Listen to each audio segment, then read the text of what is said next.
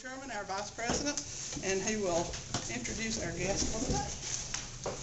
Thank you, Francis. I appreciate the chance to introduce Chester Freeman. Chester probably needs very little introduction to most of you, but I want to at least just recount a few of the things that are important to me.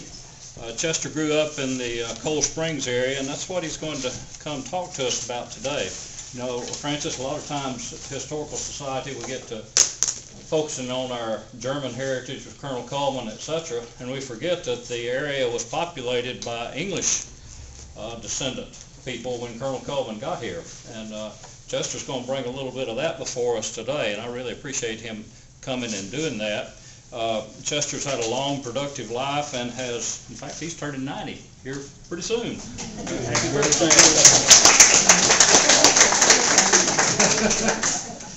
Chester served in World War II, and recently the Cullman Times had a interesting article on him called The Soft-Spoken Spy, talking about Chester's 3 years he spent on the front lines and behind the front lines in the Philippines and on up being ready to invade Japan when the atomic bombs were dropped, I think. So Chester's got a long history right there. Coming back to Cullman, Chester married Hilda Wood, who grew up in Logan. Hilda and Chester raised 2 children, Carolyn and Phil, and 5 spoiled grandchildren, and now they're spoiling great-grandchildren. So Chester has been very active in coming back to Cullman, and the article mentions some of the things he's been involved with. He's been active in the Lions Club since 1955. Think about that a little bit. That's a lot of Lions Club meetings. And through that, got active in other things. I'll just comment on a couple. Through the Lions Eye Foundation, Chester was involved in setting up the foundation that began eye donations in Alabama. Through his interests that he developed in Park and Rec, he's been active in our local park development. One of them bears his name. As you drive down past Heritage, see the Chester Freeman Park. Been active on the state level and been active on the national level in park development. Chester's always been very effective working behind the scenes, kind of like in the war, I guess, Chester, you were behind the lines, and here in Cullman, Chester's always been very effective working behind the scenes and getting things done. He's done an excellent job getting things done. I'm not going to go on talking about Chester other than saying that I've benefited 4 ways from Chester being here. Number 1, I married his daughter, Carolyn. Number 2, I benefited in being able to work at Cullman Regional Medical Center, which Chester was very instrumental in getting headed in the right direction back in the 1970s. Number 3, I got a corneal transplant that benefited from his work in the eye organ donation. And number 4, I still wear Johnson Murphy shoes that I got at the House of Shoes. Amen. So Chester, with that, I'm going to leave it with you.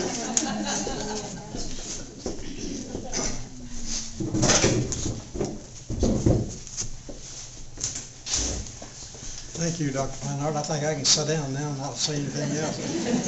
Looks like all that's been said that needs to be said. But I do want to kind of take you back a few years. I was born on Brushy Pond Mountain and attended Brushy Pond and Cold Springs schools. And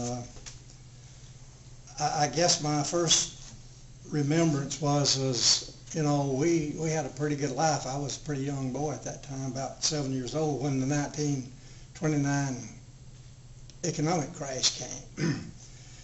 At that time, everybody in our area was living well, doing well, just kind of like it was before this last recession, except it really hit the bottom in '29. I can remember that most everyone was, you know, they borrowed money in the spring from the merchants in Cullman and the banks, and then they used that to make their crops, and they spent all of the money they made on the crops and enjoyed the good life, you know. But then when the crash come, it kind of caught everybody completely off guard. There was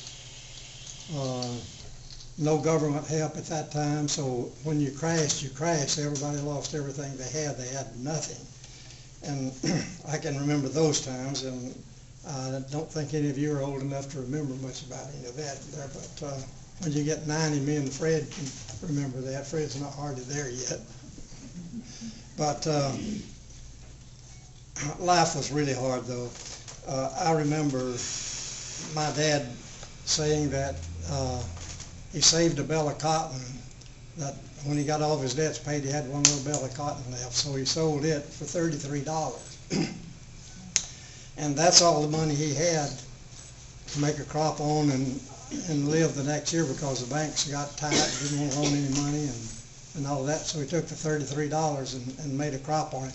And that was pretty interesting, because at that time there was just no money in circulation. No unemployment, no Social Security, no anything. But the community is a real close-knit operation. So people worked together, and they shared their food. They grew in the gardens, and they canned all the things they could can and store them for the winter months.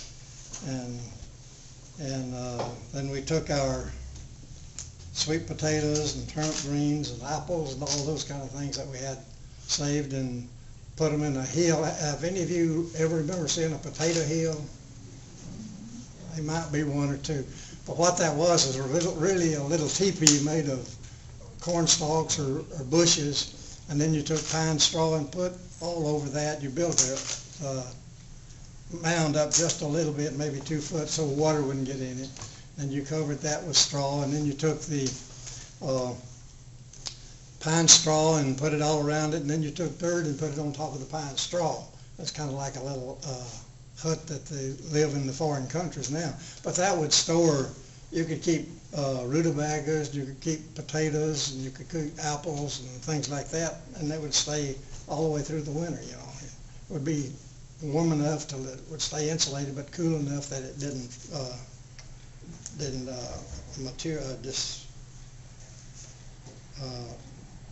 rot away. But anyway,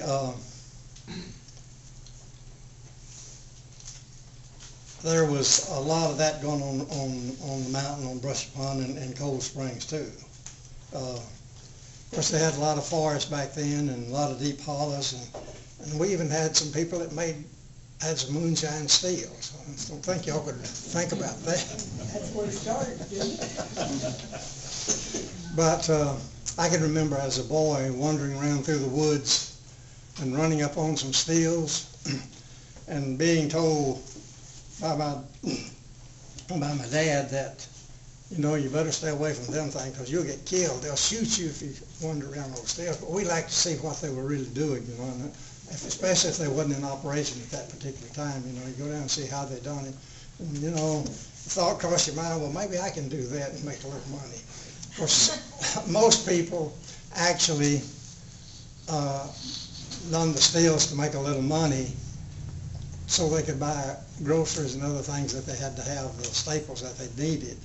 And they only just bought that, just made that much, you know. They might make one batch a year or something like that, and then they wouldn't fool with it anymore. Of course, they reserved a little bit for their little nips they took every once in a while.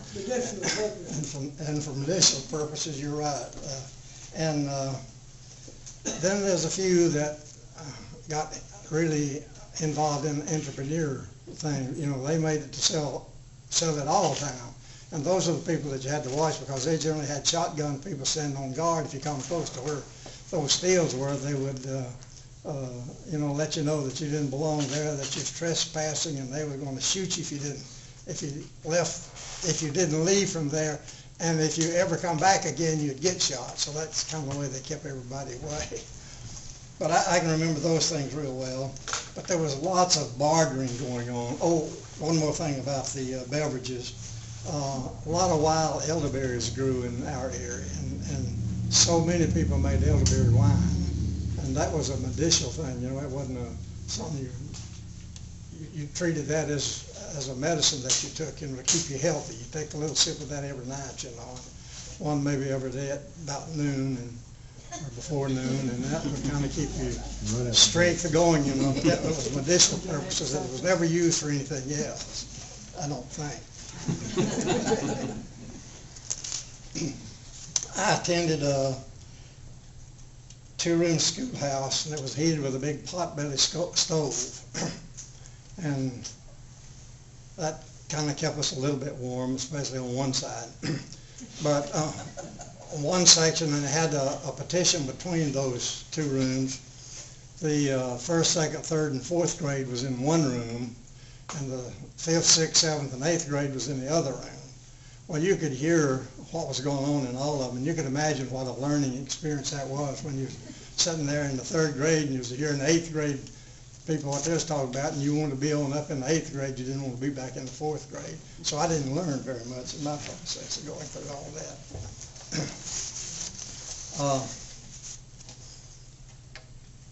Schools were dismissed every year for harvest time because everybody had to take off from work. Back then they raised lots of large families, and we were no exception. There were 11 in our family. But they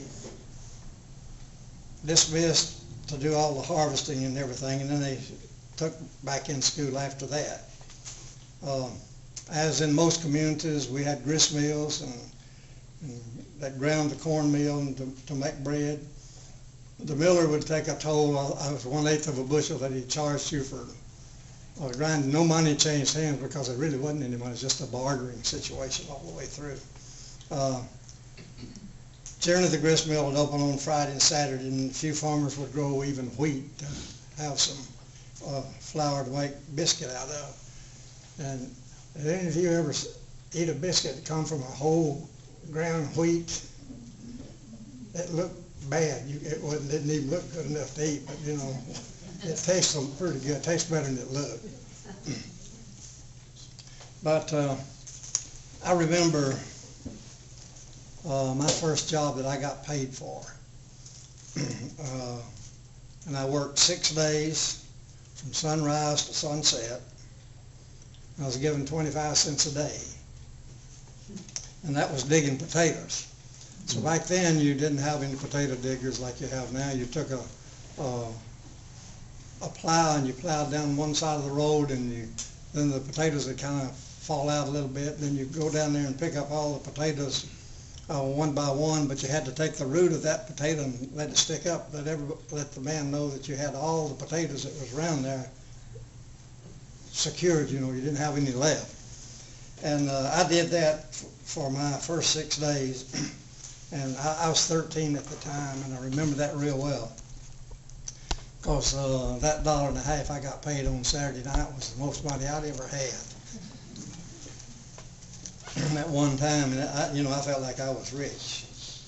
And since we lived so far from Cullman, we were about 22, 23 miles from Cullman as the crow flies, probably 27, 28 the way we had to go.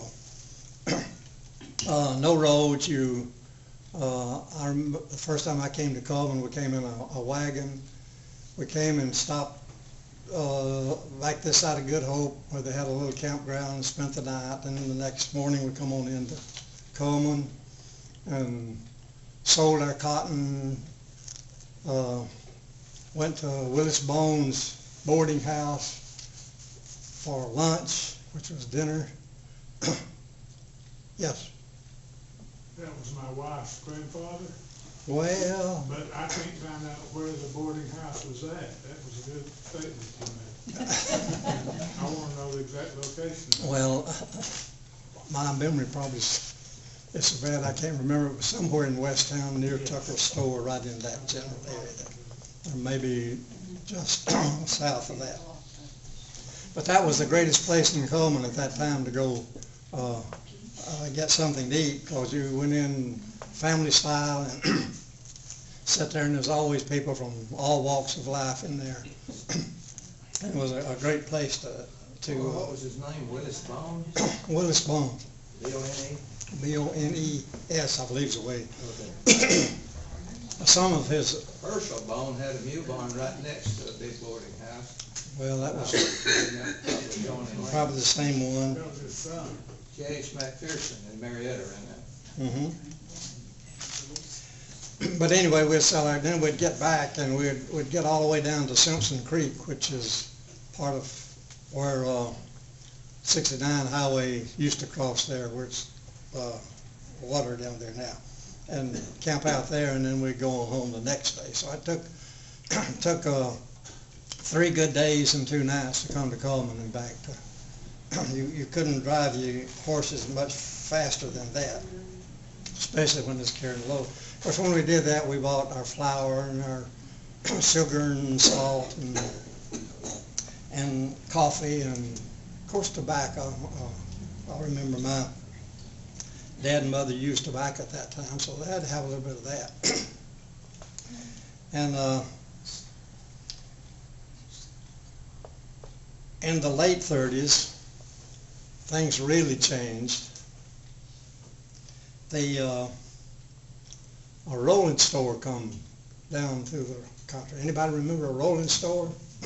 Oh, yeah, several remember the rolling store.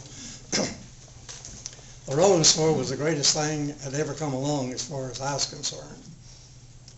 Because when you got up there, you could kind of peek in and see all the goodies that they had. You know, I never thought they had so many good things in my life growing up where I did. But during the winter months, the roads got so bad. I mean, the truck, especially the rolling store, because that's what I noticed most. But any vehicle that come by would probably just sink down in the middle of the road. I mean, the road was so bad it just it'd fall through. And we would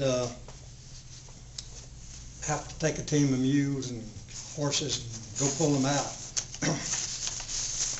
That didn't happen too often because there's probably 2 or 3 vehicles come down that road a day.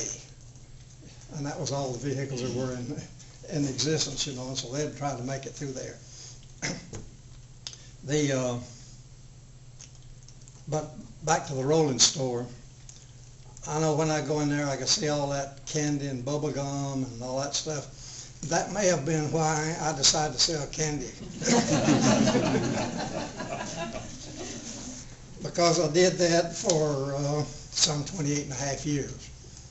And that ended up being one of the great things for me because I got to take all the little kids to my candy truck and give them bubble gum and candy and so forth. And even now I see ladies that's got grandchildren of their own that come up and say, "Oh, I remember when I used to go to your candy truck." Among those patrons was Marcia Folsom, when John Guthrie had a store out at Walter, and I remembered her, and Alicia Guthrie, who has this new cupcake thing. She was one of those people that always went with me, and Sammy Danford, who is the Economic Development Director for the county, she would always go to my store, her and her sister Ken, and go out to my truck and sit down and talk. But Sammy and Marshall, they always talk politics when they got in there. They don't know what's going on in the world. So they started at an early age. And I think that's why they're both so successful now. About what year did y'all get electricity down there? We got electricity in 1944. And up until that time, you had kerosene lamps. Only one generator in our community. That was E.R. Strickland's store. He had a general merchandise store, and then he had a generator. And I was good friends with 3 of their boys, and I got to go in their house a lot, and it's amazing to go in and see lights and see what was going on, you know, from my old kerosene lamp that I had. But we also had a cotton gin in the community that gin cotton, and they'd put it in 500-pound bales now, and now it's packed in 4 and 5 500-pound bales now. But then it was, and people, it was a status of the community to have as many bales of cotton piled up in your front yard before you sold it all, you know, and sometimes you'd hold off that man that you owed money to in order to make yourself look good in the community because you had all them bales of cotton stacked up there, like you didn't have to sell it, you know. And soaking up rainwater too. Oh yeah, it got a little heavier ahead. But we grew lots of vegetables, beans and peas, tomatoes, squash, corn, grew strawberries, watermelons, and cantaloupes. Had several fruit trees, and then we dried our fruit and all of that, and that helped us, you know, I never remember being hungry. We had plenty to eat as far as I can remember. We never had to go hungry. But we had to eat some of the things we didn't particularly like, you know. We owned a sorghum mill, and my dad was a good syrup maker, so about everybody grew sorghum cane in that area at that time. And they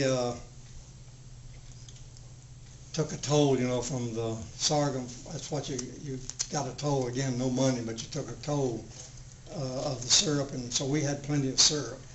And we had, my mother was a real good cook, with cooking fruit cobblers and using the syrup as a sweetener. And so sugar wasn't a major problem during that. It tastes a little different, but you learn to like it if you didn't have anything else. But you know, talking about that, I still like to have a biscuit and sorghum syrup every once in a while with a little butter in between. It don't taste bad at all. Sawmills was another common thing in our community. People would go and cut timber out of their land and then bring it in and have it sawed and make lumber to build cribs and barns and houses and so forth. So that, as time went on, that began to go on. Telephones, you know, strange, you didn't have electricity, but we had telephones. Let me tell you a little bit about the telephone. There was one company line that come to the center of the community, and you could buy and get on that company line, but nobody could afford it, so the switchboard's the only person I ever remember having a company phone. Use that for emergencies when you need to call some of you people that live somewhere for sickness or death, come along, get that. But we had our community come together and built a Wildcat line. And the Wildcat line was everybody connected to it, you know, you just put it on there. And you had to go by rings. Everybody's on the same line, remember. You go by rings, you know, there'd be, I think ours was 8. You had either had I think the 16 people that would be on, you could hear at the same time, and one of them would be 8 short rings or 8 long rings, or 1 long ring and 1 short ring, whatever. But you remember your ring. But the thing about it is, all your neighbors learned that early on. And if they wanted to find out some gossip going on, you know, you almost any time you picked up the phone, you could be talking to everybody in the community just about. And I don't think that'd go over so good now. Did you have an operator? Yes, there's one operator that let you ring those, yeah. And but anyway, that was.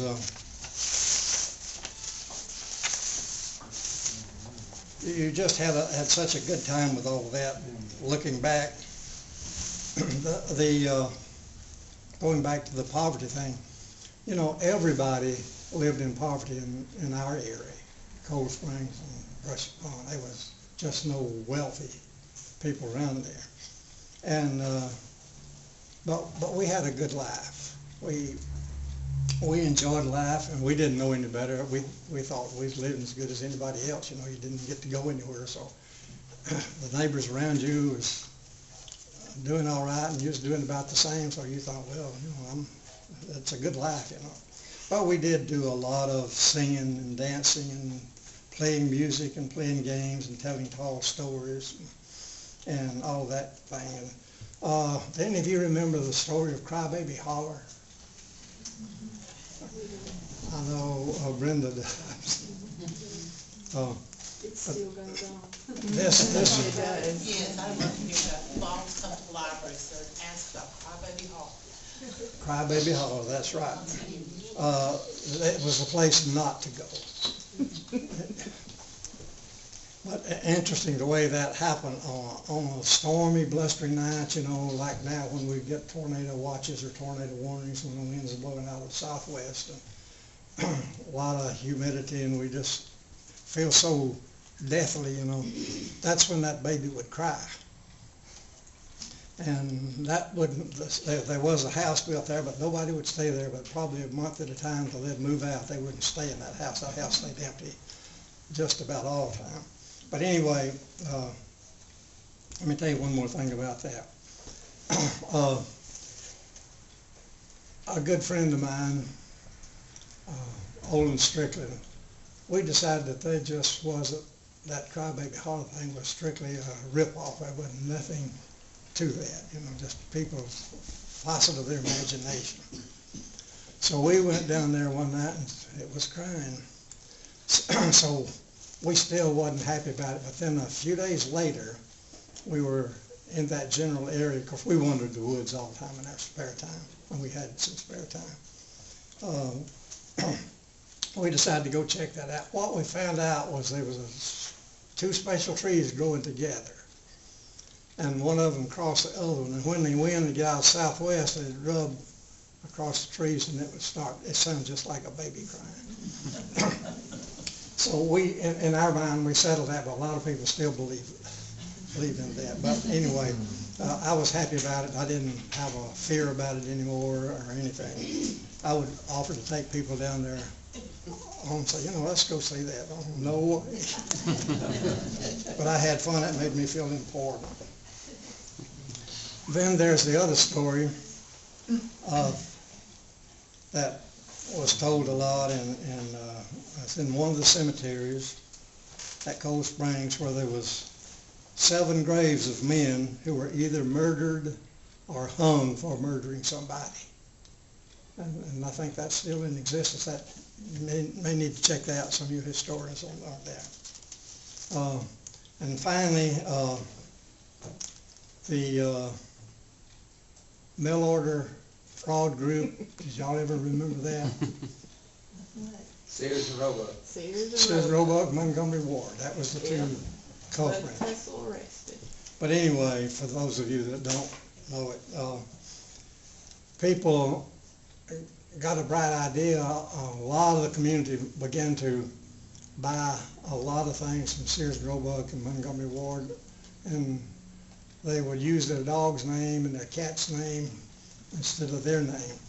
And so when the package would come, the postman would say, well, do you know who this particular is? Oh yeah, I know them. They don't live here, but they live right over across the holler, and I'd be glad to take it to them. And that's the way they'd collect the packages when they come in. They did this for, probably a year almost before the postal people come in, and then they began to come in and FBI, I mean, it was we thought we was living right in the middle of a great mafia, you know.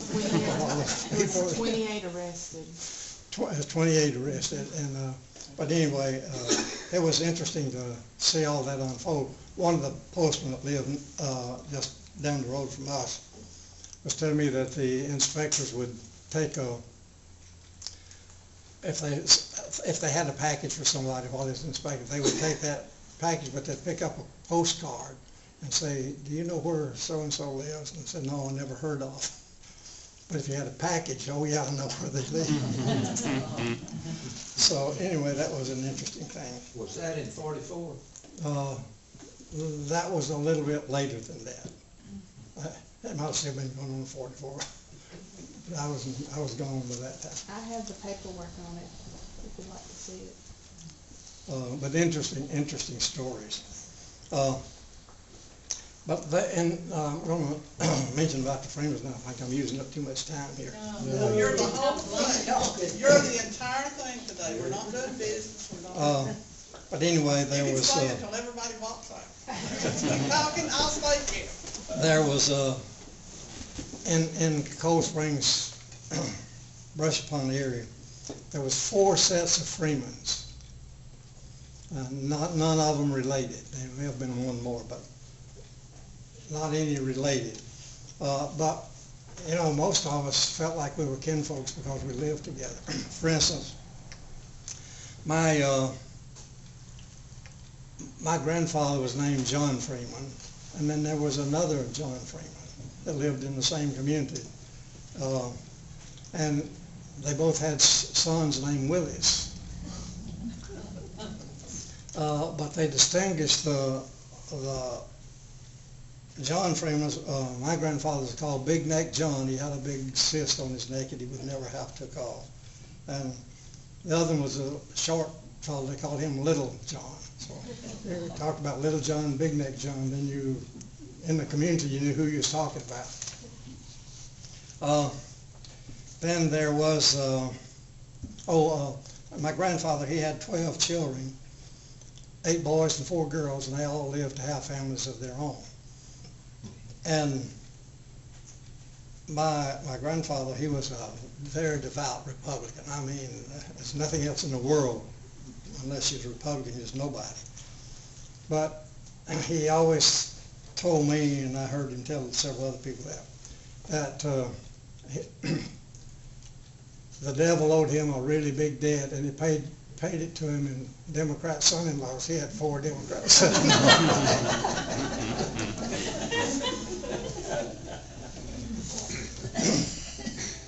And then there's the other. I'm going to talk about our Freemans just a minute, but the one other Freeman, Fiddlin' Tom Freeman. Did any of you ever remember hearing or reading about Fiddlin' Tom? There's 1 or 2 in here. Fiddlin' Tom was quite a character. He was one of the most interesting people I think I ever met. He grew up in poverty, but felt like he owned the world, and did in his own mind, and was really a super nice guy when you got to know him. He even got an audience of Franklin D. Roosevelt to play for him at the White House. And that kind of tells you what he thought about himself, you know. And I could just see him sitting there playing his fiddle to the President of the United States. But he really enjoyed doing that, and he was so proud of that, and I could understand why. I would have been proud if I could have had that privilege.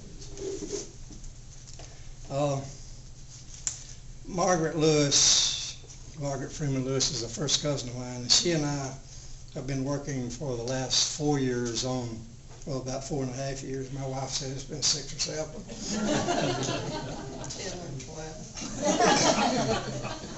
But anyway, we've put together a book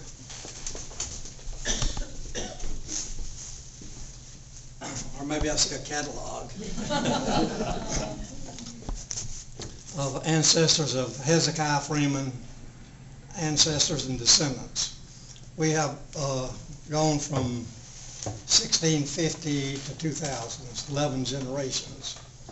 And we think we are pretty accurate with all the research we've done. We think we've got some DNA on a lot of that I didn't think could be done when we started, but to prove that the lineage of where it all come down through. So we're pretty sure that this is a pretty accurate thing. And at this time, Rachel, if you will, I've got just 3 or 4 slides of some of the people of Hezekiah Freeman was my great-grandfather.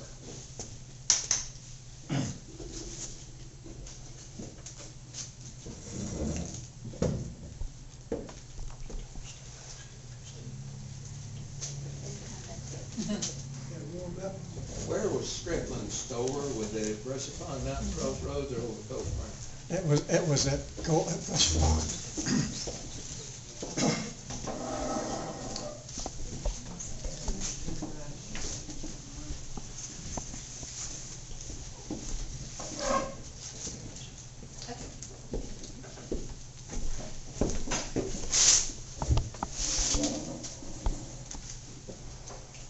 This was Hezekiah Freeman's oldest son's children there, Murray Bell and Charles Clark Freeman.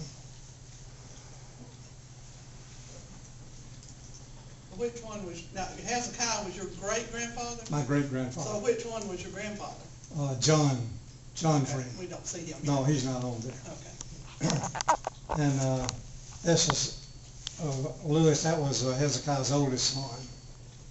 I got more pictures of them because by connecting with one of his great-granddaughters in Raleigh, North Carolina, she somehow found my name and sent me an email, and we've been corresponding ever since. So she gave me a lot of these pictures that she had. She lives in Raleigh, North Carolina. I've never met her. And this was his Charlie's son. This is Lewis's son. Lewis had 2 sons and 1 daughter. It was William and Charlie and Ruby. Ruby married Monroe Lackey, and they're generally in this area somewhere, I think, some of their people. Charlie and his group, they moved on to Atlanta and then on to North Carolina, so all of them are up in that area. And of course there is Lewis there and Charles Jasper and James.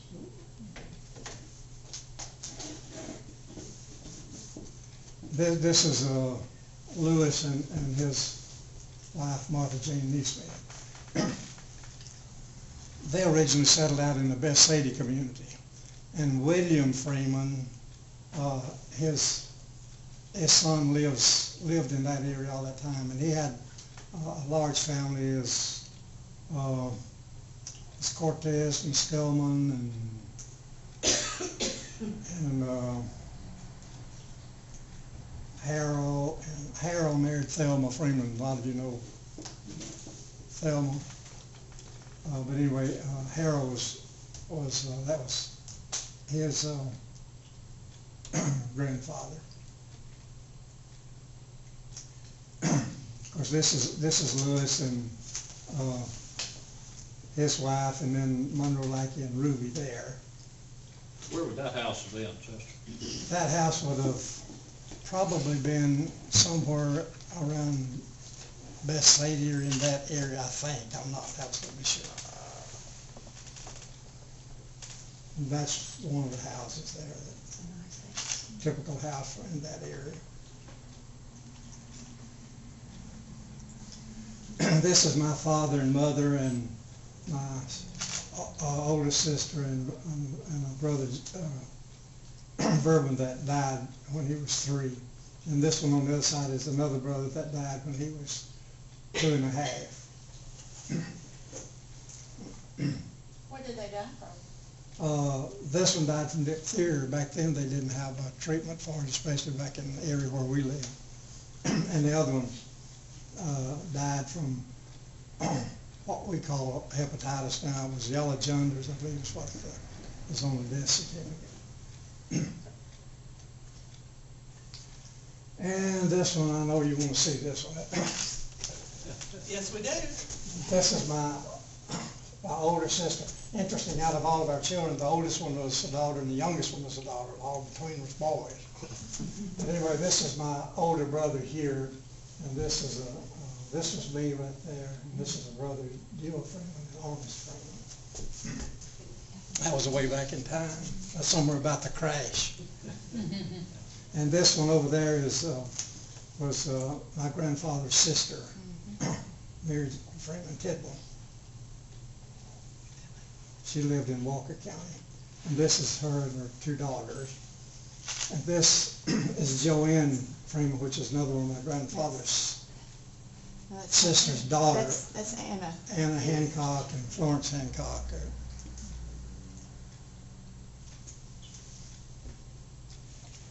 This is Aunt Joanna and Uncle Mills, and she was married to a Godfrey and had the 2, Anna and Chris, and then she married Mills, and then they had I think Rosie, and then They had Mills and Frank. and Frank's family, I think their second daughter still lives on the old property. Yeah. Okay, that's Christopher Godfrey that we was talking about a minute ago. This is my dad and mom. Where was that house, Chester? This was at Brush Pond where I grew up. Where did you grow up? I grew up on Brush Pond Where? Mountain, on, I don't know what the road is now, but From where Cora lived, whereabouts? right where she lived. Okay. That's the Right. same property. That crossroads, people might recognize that crossroads, and you were about a quarter mile southwest from the crossroads. From where From, 222 and 107. yeah, 107 is the one I was trying to think about there. On About Highway a 1, quarter of a mile down 107. half a mile. Yeah. And this is my mother. And there was an interesting story that Cullman Times did several years ago about my mother and the history of that bell. That bell had been in the family for generations. I think my great-grandfather had that one. And I have it right now. Did it really get rung from dinner time? It got rung. That's the way they called us to lunch, because our land was sometimes a half a mile away, you know, and you hear that dinner bell ring. What was interesting about it, once you could hear the dinner bell ring, sometimes I couldn't hear the dinner bell ring, but our mules could hear that and they'd start braying. So they knew it was time to come and get eat. So they give us the message.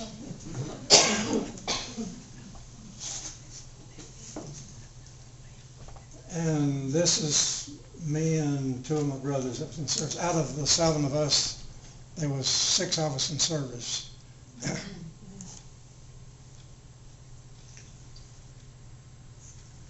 And you all made it back?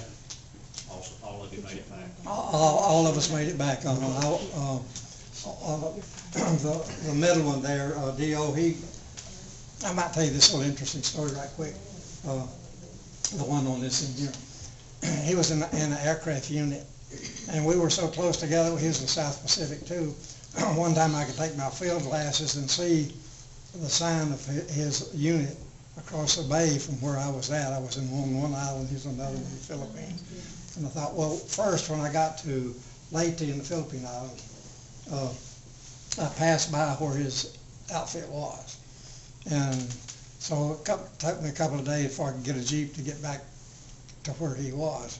And I was going to go see him, and when I got there, he had moved over to this island.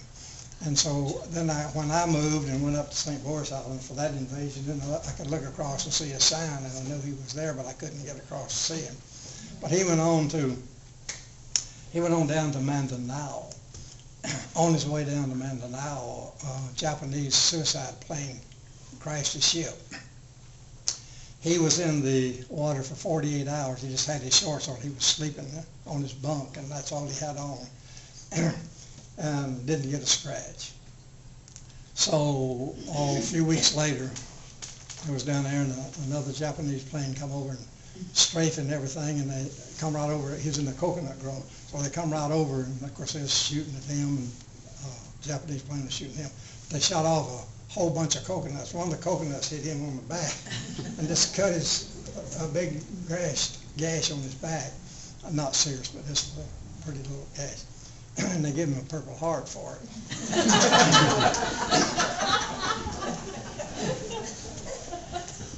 So I get him in a crowd. I'll always say, D.O., tell us how you got your Purple Heart. He didn't appreciate that.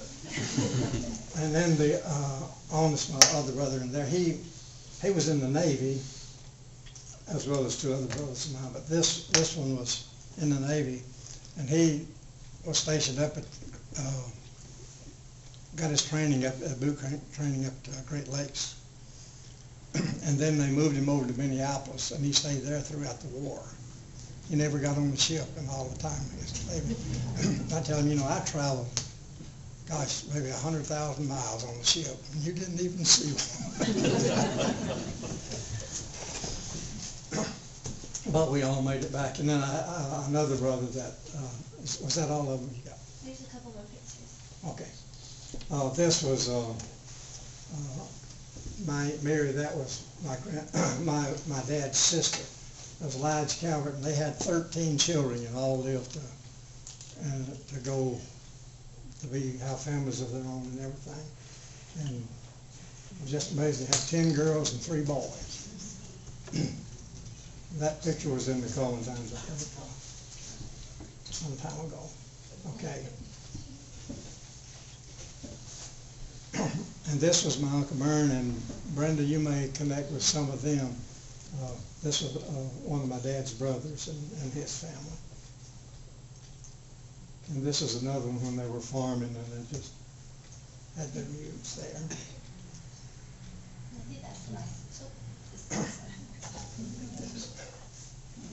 This one was actually in the Philippine Islands when we invaded the Philippine Islands, and then we had a little break and we got out and I think I had 2 or 3 pictures made, and that's all the ones I had. That appeared in the Cullman Times in my article, and that's how come that to be on there. And anyway, I think that pretty well tells you the story. I've used a lot of your time, but I appreciate your interest and attention. This is the book that we done, as I told you before. It's got 3,000 something names in it, and some stories about some of them. We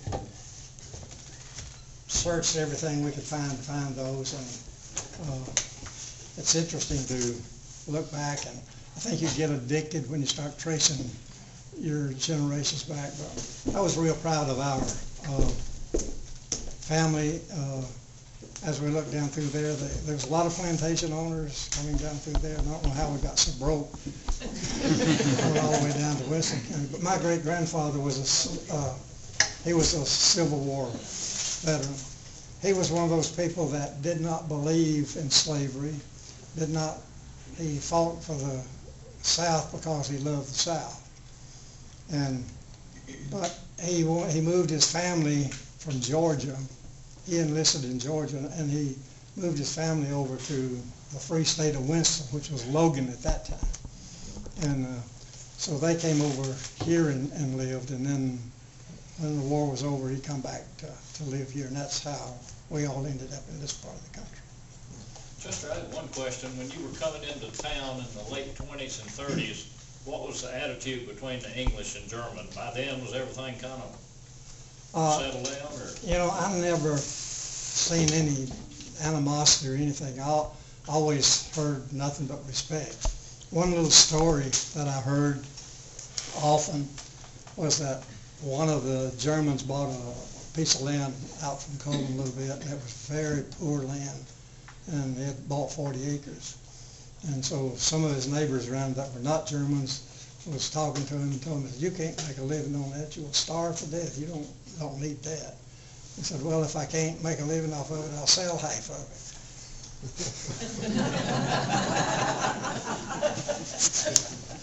So I think that's the kind of respect that they had for her. I had a quick question. I promise it'll be quick. When you did come into town, and we know this is related there, but how did you come from Cold Springs? Came from Brushy Pond, up where 69 goes into the lake. Okay. Come down to Simpson Creek, and then up Benself Mountain and across that. Okay. Basically the same, only it was crooked and rough. Crooked and rough. I barely remember going out there before I was like 11 when the place was built. So I remember those roads back going to, yeah. Did you have a covered bridge, a no bridge? Yeah, there's a covered bridge at Simpson Creek and a covered bridge at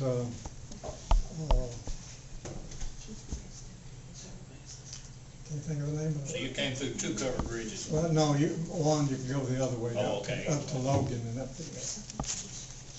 Chicken, let me ask you something. Okay.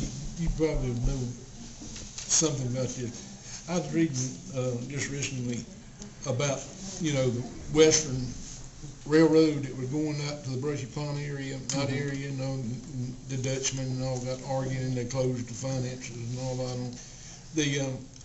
Looking back on it as a businessman and entrepreneur and everything you've been, if that railroad would have gotten through with the coal and the timber and everything in that area, Jones Chapel, Brushy Pond, and all area, how do you see that affecting, just in your own mind, how do you think that would have affected that area as well as shipping all that into and through Cullman? I think it would have been a dynamic thing. There was so many possibilities, you know. Actually, Cold Springs was in Alabama Power territory, so they had electricity long before we did. And the line was drawn between Cullman Electric Co-op and Alabama Power. So there was a real fight that went on for years politically trying to decide, and I think that's the reason we were so late getting electricity. The battle was going on, you know. Alabama Power really wanted that, and Cullman Electric Co-op didn't want to give away any of that, but they didn't have the funds to build the lines, and so that battle went on for a long, long time. But when the land was not worth very much during that period of time, but when the Smith Lake come in, man, that changed the world down through there. So many of my relatives had lots of land on the water when it backed up, you know, and that land become just priceless, you know, and now it's unbelievable what the prices of the lots are. If a person hadn't sold any until right now, he'd have made more money than you'd ever could have spent the rest of his life. Alabama Power paid $17 an acre, and if you took it to court after they condemned it, if you didn't want to take $17, then you took it to a lawyer. They condemned it, and the lawyer could get you 23, but he got all over 17. A lot of negotiations going on. Well, thank y'all so very much. Thank you. Pass the time off, learn a little bit if I could. But anyway, Spencer Spiegel, most of you remember Spencer. Spencer called out at Cold Springs, and Ellis, of course, was tax assessor here at that time. But they would come out and play the violin, beautiful. But then every once in a while, me and them would get together and play the fiddle. They'd play the fiddle. Yeah. But anyway, we had lots of good times. Do you still play the fiddle? I never played. How close did you get to the Grand Ole Opry, Chester?